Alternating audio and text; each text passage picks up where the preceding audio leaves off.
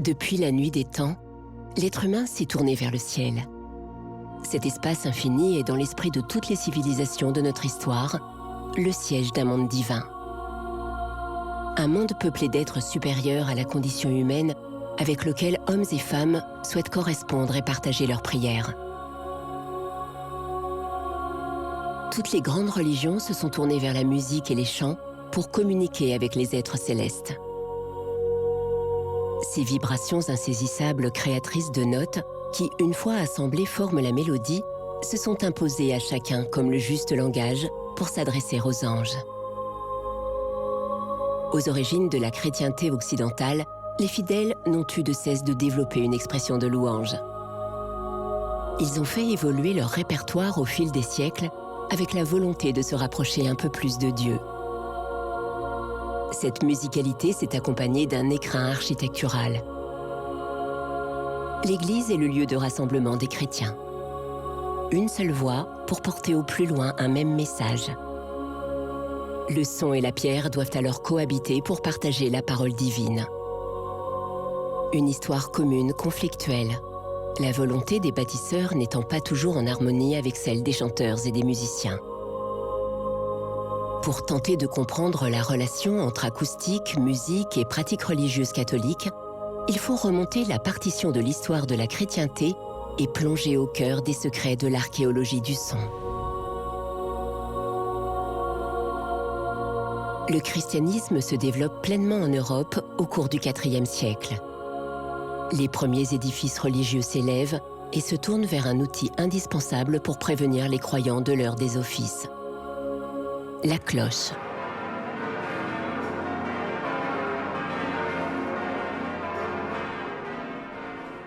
La fonction signalétique des cloches est déjà connue dans l'Antiquité. Elles sont le plus souvent en cuivre ou en fer. Dans la chrétienté, elles tireraient leur origine de la région italienne de Campanie. Elles se développent ensuite au travers des monastères sous le nom de Sic-Bum, Campana ou encore Cloca. Les cloches les plus anciennes du territoire européen encore en activité ont été fondées autour du XIIIe siècle. L'église de Sidiailles, en plein cœur du Berry, renferme l'un de ces grands trésors campanaires.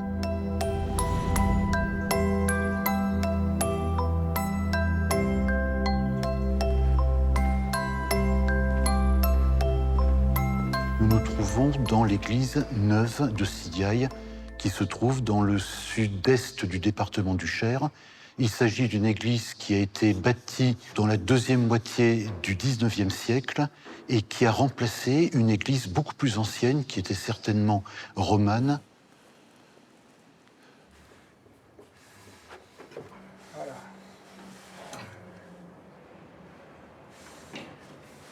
La cloche de Sidiailles est célèbre, peut-être pas dans le monde entier, mais presque, avec pas mal de caractéristiques qui sont assez exceptionnelles.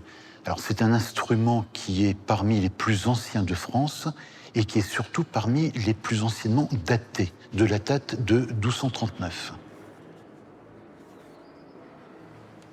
Sur cette cloche, on trouve une date et une légende qui est en fait un texte latin d'une prière à Sainte Agathe. Sainte Agathe avait la réputation de préserver du feu, de l'incendie et de la foudre. Cette cloche, ses origines sont totalement inconnues. L'hypothèse la plus probable, c'est une origine cistercienne. Il y a, à quelques centaines de mètres du bourg de Sidiailles, les ruines d'une ancienne abbaye. On peut penser donc que cette cloche a été retrouvée dans les ruines ou tout au moins soustrait à une forme de destruction par un donateur qui l'aurait prélevée sur le site pour la mettre dans leur église paroissiale, celle qui n'existe plus à Sidiailles. On a là un son médiéval. C'est-à-dire que ce son, il est produit par un geste qui a déjà été fait au moment où, il y a plusieurs siècles, la cloche est sortie de son moule. Et il est évident que la première chose que les gens ont fait, c'était de prendre un petit martelet, de voir comment ça allait sonner, parce que ça allait donner justement ce qui allait être pendant des siècles exactement le même son. C'est émouvant pour un historien d'approcher pour la première fois un élément comme ça. Parce que c'est tellement rare. Et justement, il y a tellement l'authenticité, la partie du son authentique de l'époque, il n'y a que pratiquement avec des cloches qu'on peut arriver à l'obtenir.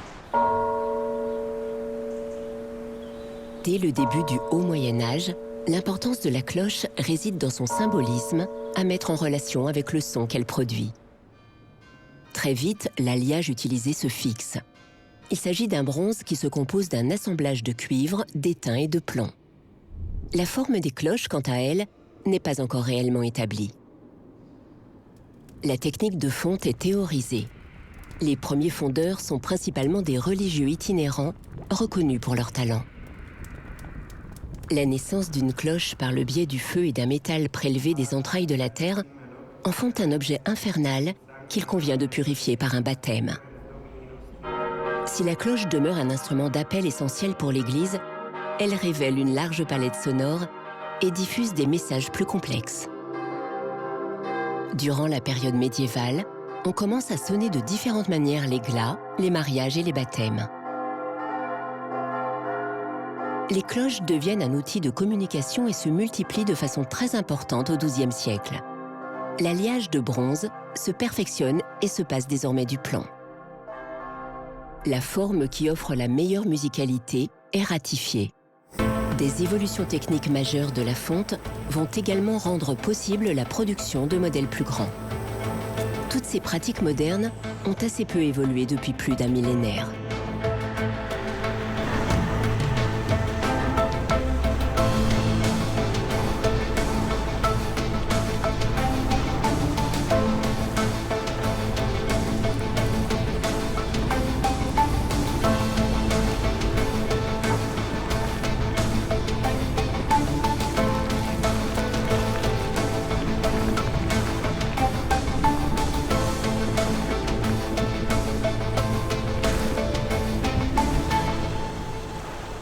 Il faudra attendre 4 jours avant de pouvoir casser le moule et libérer cette nouvelle cloche.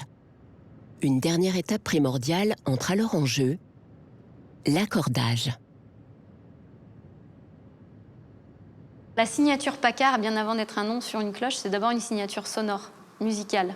Et ça a toujours été très important dans l'histoire de l'entreprise. Dans les années 20 et les années 30, ce sont les tours industriels qui apportent une nouvelle technologie qui est l'accordage de la cloche. Donc à la fois un travail sur les profils, pour faire en sorte que le profil soit le plus musical possible. Et l'accordage, c'est la touche finale, mais qui permet d'arriver à l'excellence musicale. Le profil de la cloche au moment de la fondue va déterminer une première signature sonore.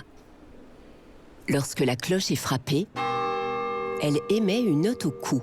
C'est en réalité un bouquet sonore qui se compose d'une note fondamentale et de plusieurs harmoniques. Dans une cloche, la fondamentale et ses harmoniques sont émises en différents points de la robe et de la panse. Elles sont au nombre de 5. Pour atteindre la perfection musicale, chaque harmonique doit répondre à un ratio mathématique lié à la note fondamentale.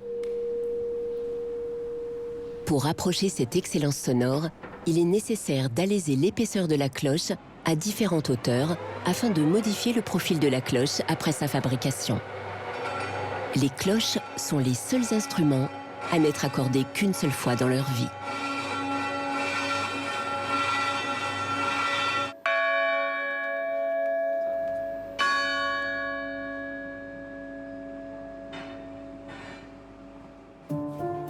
Dès l'époque mérovingienne qui débute au Ve siècle, on trouve la présence de tourelles qui accueillent les cloches. Elles constituent progressivement un repère visuel dans les paysages urbains et ruraux. Elles sont un lieu physique rendant visible le son. À partir du début du XIe siècle, le premier art roman se développe. Durant cette période se multiplient les clochers-tours. Par sa solidité, ce type de clocher autorise une augmentation très nette de la taille des cloches. De plus, ces cloches sont placées directement à l'intérieur du bâti et non plus en extérieur ou sur le rebord des ouvertures. La puissance sonore supérieure d'imposants instruments permet de s'affranchir de la maçonnerie qui absorbe une partie des vibrations et limite le rayon d'audition.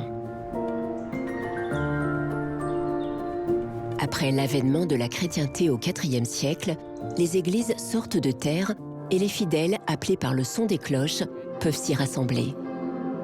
À l'intérieur, un nouveau son se fait entendre, celui de la voix des religieux.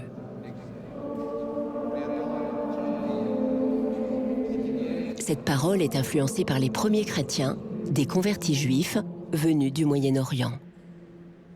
Le culte hébraïque hérité des synagogues ne peut réciter les psaumes des textes sacrés en parlant avec un langage commun. Pour s'adresser à Dieu, il est requis de psalmodier. Cela signifie chanter sans inflexion de voix et sur une même note. On appelle cette technique le plein chant.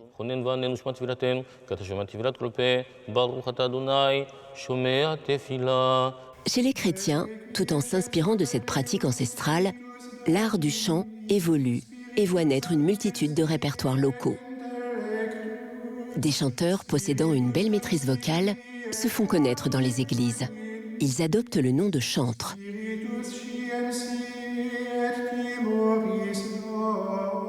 On a des témoignages que c'est quelque chose qui devait être assez extraordinaire vocalement, puisque au VIe siècle, l'évêque de Tours, Grégoire, décrit comment, au cours d'un dîner protocolaire qu'il y avait à Orléans pour la fête de Saint-Martin, qui réunissait les évêques de la région, le roi s'est penché vers lui, le roi Gontran se penche vers lui et lui demande si le chantre qui à la messe avait chanté le psaume pourrait venir le chanter pour les convives.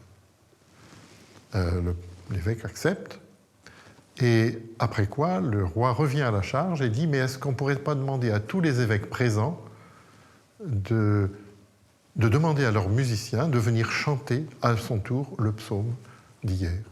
Donc, si on a exercé ce qui est l'ancêtre d'un concours de chant, en quelque sorte, c'est que ça devait être assez extraordinaire. Le talent de ces chanteurs les pousse rapidement à devenir des célébrités locales, tout en échappant à la hiérarchie et au pouvoir de l'Église. Ce qui est perçu comme une provocation est alors contré par le décret du pape Grégoire le Grand en 595. Il interdit aux chantres de lire les textes sacrés et remplace les solistes par la Schola Cantorum, des petits groupes de chanteurs qui doivent partager leur popularité. Cette réforme va bien plus tard donner naissance au célèbre chant grégorien.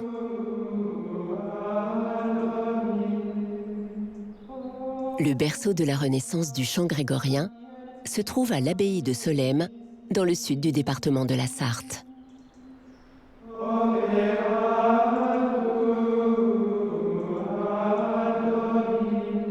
C'est ici, au cours du XIXe siècle, que les moines bénédictins, sous l'autorité de Dom Prosper Guéranger, ont cherché à retrouver les origines oubliées de ce chant, symbole de l'Église romaine catholique.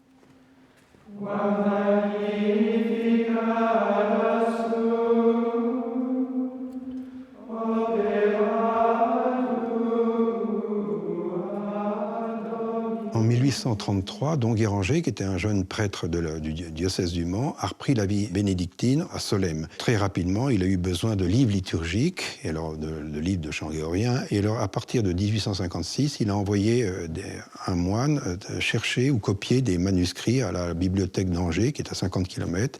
Et c'était le premier travail fait par un moine de Solesmes pour restaurer le chant grégorien. Ce premier travail de copie de manuscrits va apporter l'idée à Dom Guéranger de pousser ses recherches encore plus loin. Durant les années suivantes, il va disséminer sa communauté de moines à travers toute l'Europe afin de retrouver les origines du chant grégorien. Avec une véritable rigueur scientifique, l'ensemble des copies et photographies d'archives que les moines ramèneront à l'abbaye de Solesmes vont leur permettre de reconstituer le répertoire des premiers chants grégoriens ainsi que la manière de les interpréter. Chaque région a ses traditions, ses répertoires, ses chants, ses pratiques. Cette diversité va durer jusqu'à l'époque de Pépin le Bref, puisque c'est Pépin le Bref qui, à l'occasion d'une alliance politique avec le pape Étienne II, vers 752, invite le pape de Rome à venir séjourner en Gaule. Et cela a donné l'idée à Pépin le Bref de réussir l'unité de son royaume plus par l'unification de la culture que par les arts. Le chant vieux romain et ses textes vont alors s'associer aux ornements et à la mélodie des chants, dits gallicans, pour former ce qui deviendra sous le règne de Charlemagne le chant grégorien.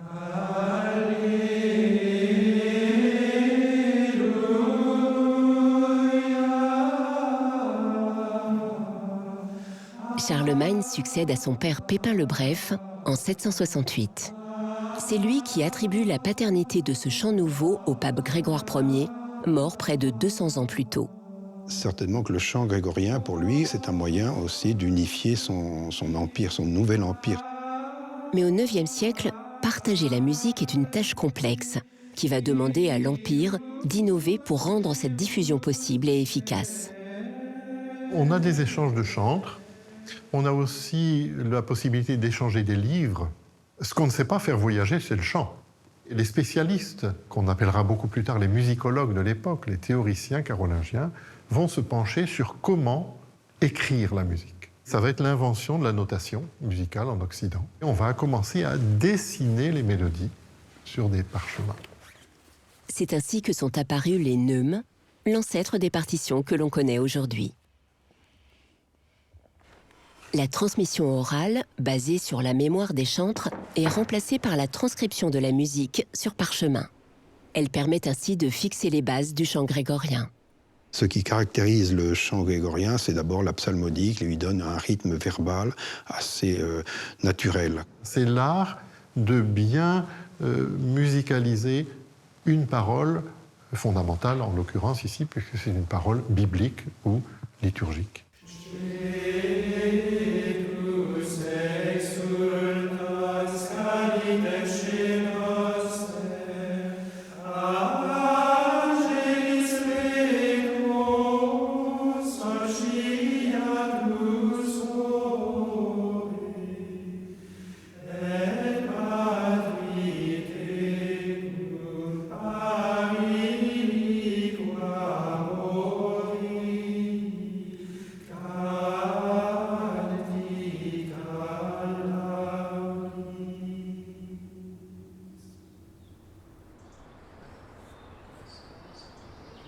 L'idée que les anges chantent, elle a sa racine dans un épisode très connu de l'Évangile, c'est la naissance de Jésus, la nuit de Noël, où à un moment, l'évangéliste Luc dit que les bergers qui étaient dans les environs ont vu des anges qui les ont invités à se rendre à la crèche. Il y a eu une troupe céleste qui a loué Dieu en disant « Gloire à Dieu au plus haut des cieux ».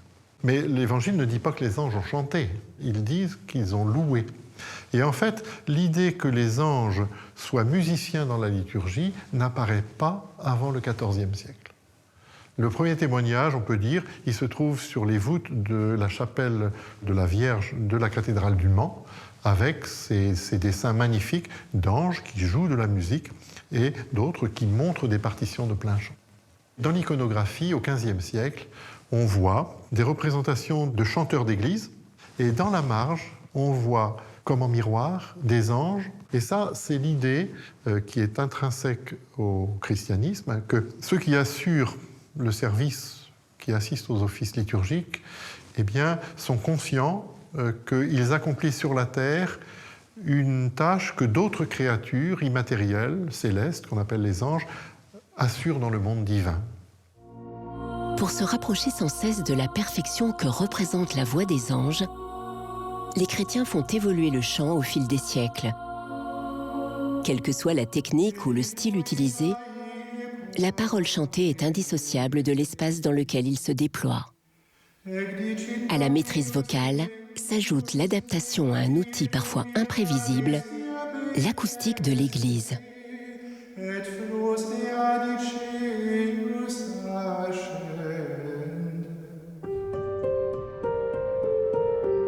Afin de dompter les acoustiques dites généreuses des édifices religieux, les bâtisseurs adaptent l'architecture intérieure. Une des techniques fréquemment utilisées en Europe et au Moyen-Orient est l'utilisation de pots acoustiques. Ils sont insérés directement dans les murs et les voûtes des églises, seuls affleurent leur col, ouverts sur l'espace intérieur du bâtiment.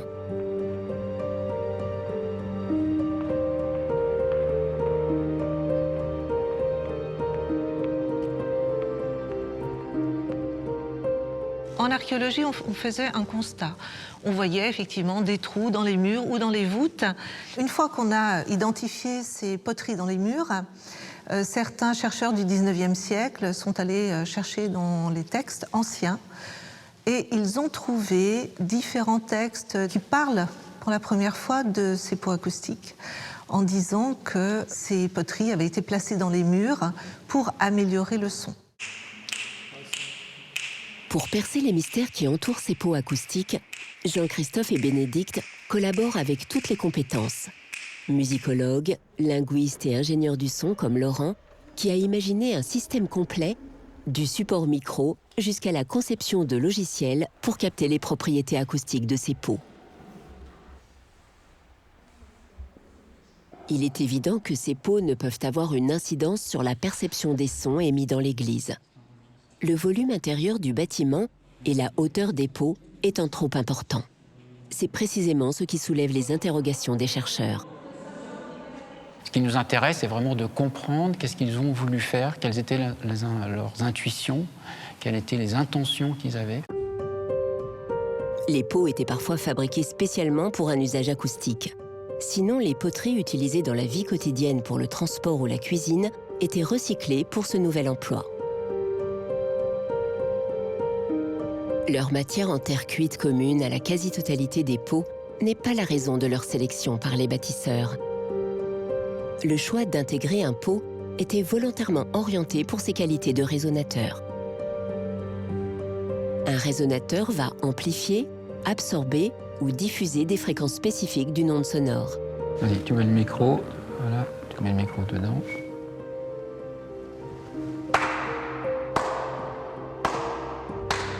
On remarque sur le logiciel de mesure que ce pot amplifie très nettement les fréquences situées entre 250 et 300 Hz, ce qui correspond aux fréquences moyennes d'une voix féminine. Cette fréquence de résonance, on pense qu'elle est choisie par rapport à la voix humaine, soit la voix parlée, soit la voix chantée, dans l'objectif ou l'intention de l'amplifier ou de la modifier au cours d'un chant, par exemple. À l'époque médiévale, le profane et le spirituel ne font qu'un et l'utilisation des pots acoustiques ne fait pas exception à cette règle.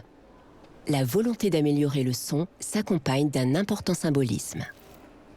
La disposition de ces poteries marque les croyances chrétiennes et est récurrente dans beaucoup d'églises étudiées à travers l'Europe. Ici, à Romorantin-Lanthenay, l'église Saint-Étienne en est un exemple concret. On retrouve dans son chœur 8 baies qui contiennent chacune 3 pots acoustiques. Le chiffre 3 relève d'une grande importance dans la chrétienté. Il représente la Trinité du Père, du Fils et du Saint-Esprit, ainsi que les 3 vertus théologales, la foi, la charité et l'espérance. On retrouve également en Europe des dispositions de pots acoustiques aux significations beaucoup plus explicites. Peu d'exemples en France, mais des exemples très intéressants en Allemagne et en Suisse en particulier, où les pots sont présentés, intégrés dans des décors muraux, dans des peintures murales. Dans certains cas, les pots sont intégrés à des représentations d'anges musiciens. Dans d'autres, le pot constitue l'embouchure de la trompe d'un ange. Et on a un rapport direct qui est fait entre le pot acoustique et la dimension céleste de la musique divine. Les pots acoustiques s'accompagnent d'autres outils, comme le bois, les tapisseries, pour toujours offrir de meilleures sensations auditives à ses occupants. Pour certains chercheurs, ces accessoires ne sont là que pour améliorer le fruit d'une coopération étroite entre musiciens et bâtisseurs, bien avant la pose des premières pierres. L'église Saint-Hilaire de Melle, dans le département des Deux-Sèvres, en est un exemple.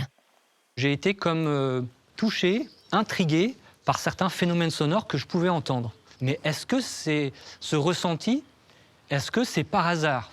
Ou est-ce que ça a été voulu? Et si ça a été voulu, pourquoi? J'ai compris que la passerelle, c'était que l'église, le bâtiment église, avait été conçu comme un instrument de musique. Et à partir du moment où l'architecture était l'architecture d'un instrument de musique, il fallait comprendre comment cet instrument de musique avait été conçu et comment il était joué. Dans son approche, Olivier Manot distingue 3 phénomènes qui participent à la signature sonore de l'église en tant qu'instrument de musique. Le premier est la réverbération. Il s'agit de la persistance du son audible dans un lieu après l'interruption de la source sonore. Dans les églises, il y a 2 postures sonores. La posture vocale, qui est la posture de proclamation de la parole, et qui demande une élocution relativement lente, un peu théâtralisée, car il faut jouer avec les phénomènes acoustiques de l'Église. La deuxième posture vocale est celle du chant, qui là est tournée vers le chœur, vers la voûte absidiale, qui va permettre un retour de son pour revenir envelopper l'assemblée. Le second phénomène est la diffraction harmonique. Comme pour les cloches, une note émise par la voix est composée de plusieurs harmoniques. Il arrive parfois qu'une harmonique soit mieux perçue que la fondamentale elle-même, ce qui peut donner l'impression qu'une autre voix, discernée comme plus aiguë, accompagne le ou les chanteurs. Par moment, il y a une voix cristalline qui surgit, alors que ça peut être des voix d'hommes qui chantent, une voix cristalline qui est en fait la première harmonique. Et même les pères de l'Église ont commenté en disant « ne serait-ce pas la voix des anges que l'on entend ?» Et finalement, un édifice médiéval a comme vertu de susciter cette perception-là et qui entretient une sorte de fidélité aussi dans la liturgie et qui a été conçu pour accompagner l'expérience spirituelle. Et enfin, l'écho. C'est un phénomène de réflexion du son sur les parois qui provoque un retour de l'onde sonore à sa source initiale. L'écho tire son origine de la mythologie grecque. Écho est une nymphe condamnée par Héra, la femme de Zeus, à ne pouvoir répéter que les derniers mots qu'elle entendra. Le culte chrétien reprend ce terme dans l'évangile de Saint Luc, dans le verset qui raconte le moment précis où les apôtres ont été traversés par l'Esprit Saint le jour de la Pentecôte. Ils racontent, ils étaient tous ensemble réunis dans un même lieu. Quand nous dit le texte, il vint du ciel, alors la traduction française dit il vint du ciel un bruit semblable à celui d'un violent coup de vent. Mais le terme grec utilisé par Luc, c'est pas bruit, c'est il se fit un écho. La liturgie chrétienne ne cherche rien de plus à susciter, à ressusciter ce phénomène-là pour que nous puissions à nouveau être traversés par l'expérience du Saint-Esprit. Eh bien, il va falloir chanter dans le lieu.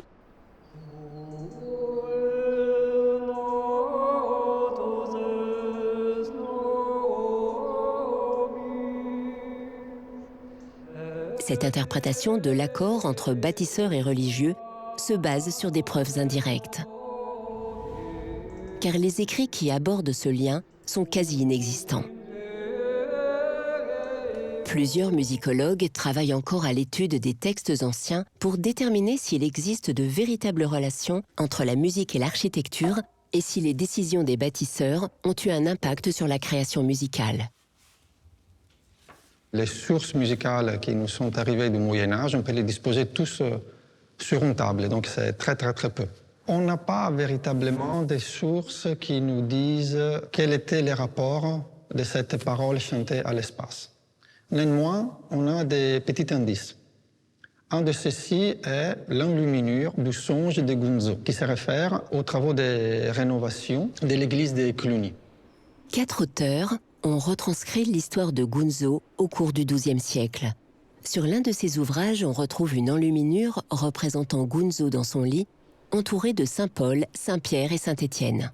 Dans son rêve, Gunzo se voit offrir 7 ans de vie supplémentaires s'il respecte le plan de rénovation de l'église imaginé par les 3 saints. Un des 4 auteurs, dans un de ces récits qui date de 1109-1114, ajoute un petit détail. Il dit que Gunzo était non seulement architectum nostrum, mais qu'il était psalmista praecipus. Psalmista praecipus, ça signifie quelqu'un qui sait bien chanter les psaumes. Alors là, on a une indication que peut-être Saint Pierre, Saint Paul et Saint Étienne avaient choisi ces moines parce qu'ils savaient comment diriger la parole à l'intérieur d'une architecture.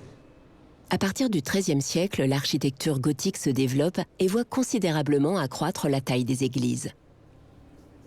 3 siècles plus tard, des scientifiques ont voulu voir dans l'élévation des édifices religieux un rapport entre dimension architecturale et intervalles musicaux, ce qui aurait une influence positive sur l'acoustique à l'intérieur des murs. Cette conclusion se base sur une erreur de traduction du traité De Architectura de Vitruve, rédigé au 1er siècle avant notre ère, un ouvrage qui aurait guidé les bâtisseurs du Moyen-Âge. On traduit un passage fondamental, ratione proportionis, en fonction de la raison, par ratione proportionis, tout attaché, qui signifie selon la proportion, selon les principes de proportion. Et donc c'est une des raisons pour lesquelles toutes les analyses géométriques, harmoniques, musicales, des plans d'église, etc., en réalité, elles sont faussées. Le manque de documentation en matière d'acoustique des églises au Moyen-Âge ont poussé les chercheurs du Centre d'études supérieures de la Renaissance à se tourner vers les nouvelles technologies, dans le but de percer un peu plus le mystère qui entoure la relation entre architecture et musique. Depuis quelques années, l'équipe musicologique Richard Carr du Centre d'études supérieures de la Renaissance de Tours mène des projets de virtual musicology. Et c'est le fait d'accompagner la reconstitution en 3D d'édifices disparus, ce qui se fait aujourd'hui, par la reconstitution aussi, et c'est ce qui se fait beaucoup moins, une reconstitution historiquement informée du son qui se produisait à l'intérieur. Une première expérience a été menée par la reconstitution en 3D de la collégiale de Tours, dont il ne reste aujourd'hui que 2 clochers qui trônent encore au centre de la ville. Cette reconstitution s'inscrit au moment de son apogée en 1480, lorsque le maître de chœur était Jean de Hockeghem, un flamand reconnu comme l'un des plus grands compositeurs de sa génération. Dans cette reconstitution, il interprète le premier requiem polyphonique de l'histoire qui ait été préservé jusqu'à notre époque. Cette performance musicale est également spatialisée dans l'univers 3D. Ainsi, à l'aide de la réalité augmentée, le spectateur peut écouter ce chant comme s'il était lui-même au cœur de la collégiale du XVe siècle.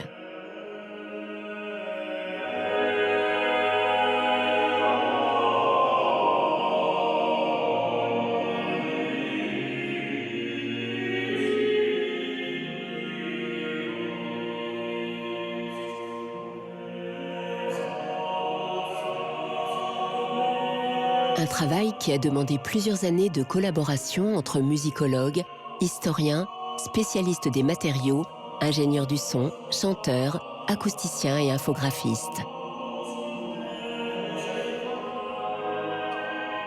J'espère que tous ces projets, qui sont aussi des projets de divulgation, non seulement de recherche, pour nous ce sont des projets de recherche parce qu'ils nous aident à mieux comprendre quelle pouvait être la disposition d'un compositeur envers ce qu'il avait créé, s'il faisait des changements par la suite, quelle était la culture de l'époque, d'un point de vue musical.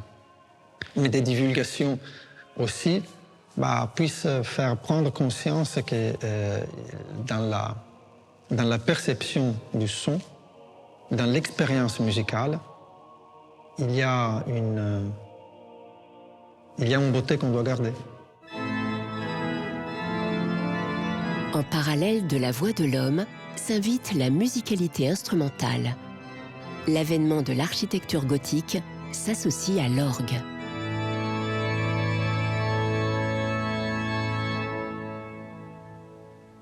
Cet instrument est connu dès l'Antiquité. Il est déjà représenté dans le traité de Vitruve. De petite taille, on le transporte facilement. L'air y circule grâce à un système hydraulique. Sous l'Empire romain, il est utilisé lors des Jeux du cirque. On le retrouve plus tard à Constantinople, capitale de l'Empire romain d'Orient. Il sert à accompagner la voix de l'empereur pour la différencier de celle des autres personnes présentes. Il revient en Occident grâce à un don fait à Charlemagne au cours du 8e siècle. On ne connaît pas les raisons de son installation massive dans les églises à partir du XIIIe siècle et on ne peut préciser son usage dans la liturgie. L'âge d'or de l'orgue n'apparaît qu'à l'époque baroque avec la révélation de grands compositeurs laïques comme Georg Friedrich Händel ou Jean-Sébastien Bach.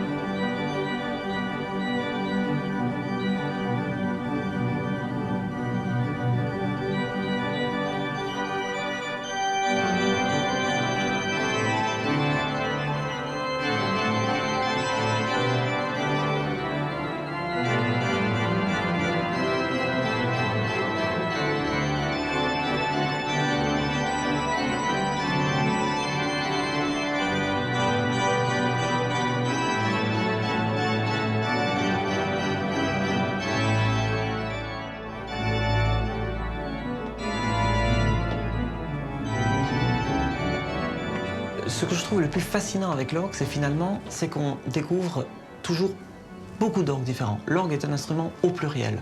C'est-à-dire qu'on ne se déplace pas avec son instrument, donc à chaque fois, c'est une rencontre avec un nouvel instrument. Mais au-delà de l'instrument, c'est aussi un nouveau lieu. Les instruments sont souvent soit dans des églises, soit dans des cathédrales, soit dans des châteaux, ou dans des salles de concert absolument magnifiques. Donc c'est toujours une découverte et une sorte d'appréhension. Avec ses 18 mètres de hauteur et ses 8000 tuyaux, l'orgue de Saint-Eustache est actuellement l'un des plus grands orgues de France. Son buffet sur lequel trône Sainte-Cécile, patronne de la musique sacrée et des musiciens, est inauguré en 1854. Il est l'œuvre de l'architecte Victor Baltard.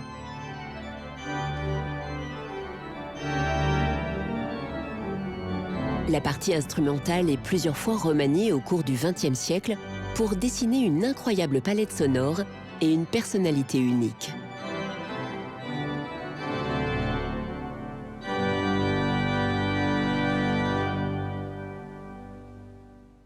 Quel est le principe de l'orgue? Eh bien, le principe, c'est celui de l'étagement des harmoniques. L'orgue est certainement l'instrument qui a la plus grande amplitude. Je vais jouer un accord de Do majeur avec les fonds de 8. Maintenant, tout en jouant cet accord-là, je vais rajouter des harmoniques aiguës. Encore plus aiguës. Et maintenant, des harmoniques graves. J'ai joué exactement le même accord, mais le son, il a pris bien sûr de la force, mais il a pris surtout de l'amplitude. Ceci permet de remplir l'édifice. En fait, l'orgue, c'est le principe de l'orchestre. On peut vraiment venir imiter les timbres de l'orchestre, mais surtout, on peut avoir la dynamique de l'orchestre. Passer du plus petit pianissimo au plus tonitruant des tutti.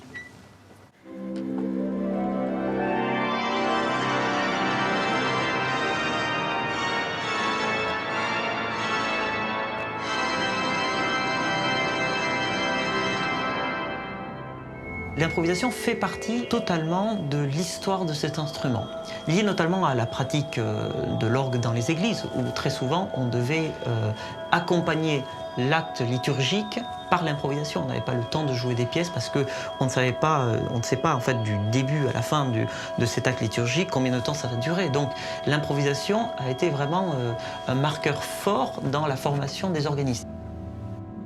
Certains pensent que les orgues se seraient imposés dans les églises gothiques pour combler le manque de puissance de la voix qui n'arrivait plus à occuper suffisamment l'espace. Encore une fois, rien ne prouve précisément cette volonté du monde chrétien occidental.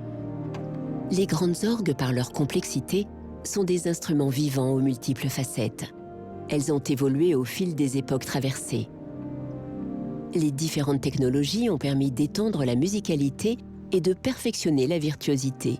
La plus importante d'entre elles est l'alimentation électrique, apparue au XXe siècle. Cette nouvelle technologie permet de remplacer les soufflets manuels par des ventilateurs, mais aussi de séparer les claviers de l'instrument. Tout comme l'orgue, l'Église catholique se modernise en cette fin de second millénaire et voit apparaître une toute nouvelle manière de dompter le son, la sonorisation électrique.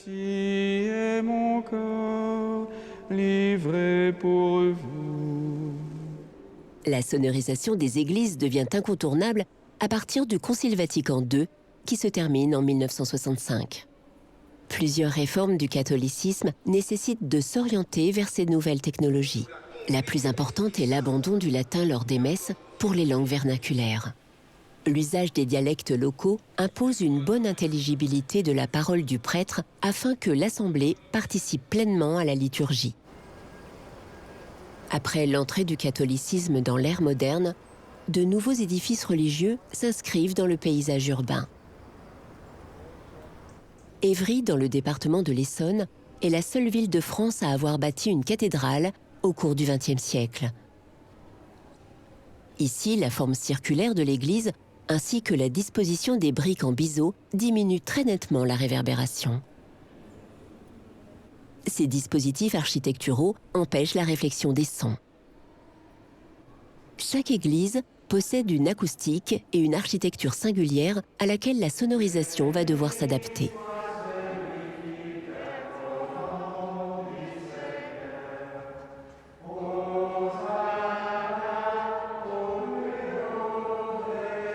Les besoins des paroisses ne seront pas toujours les mêmes. Il y a des paroisses qui veulent vraiment, comme dans un lieu comme ici, avoir des sonorisations. On peut se faire presque de la pop louange, donc des concerts, et des paroisses où on a juste une sonorisation pour la messe du dimanche. Après, s'adapter au lieu, bien sûr, par rapport aux différentes architectures, donc les différents styles gothiques, romans ou voire modernes, puisque les bâtiments ne vont pas résonner de la même manière, pas avoir la même acoustique.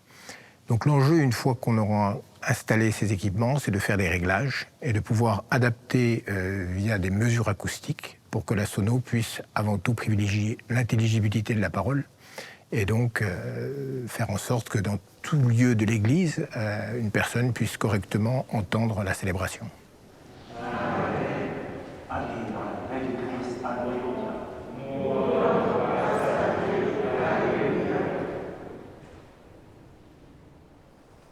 Sonoriser un édifice religieux se concentre sur la maîtrise de la réverbération et l'orientation du son. Très souvent, on installe à hauteur d'oreille des colonnes acoustiques qui permettent de diriger le son vers les fidèles. Par un son directif, on évite la distorsion de fréquence liée à des phénomènes de réflexion du son. De plus, les ingénieurs sonoristes peuvent modeler le son qui sort des enceintes. Pour trouver les meilleurs réglages, ils diffusent dans l'église un bruit rose, un son qui possède toutes les fréquences du spectre audible par l'oreille humaine.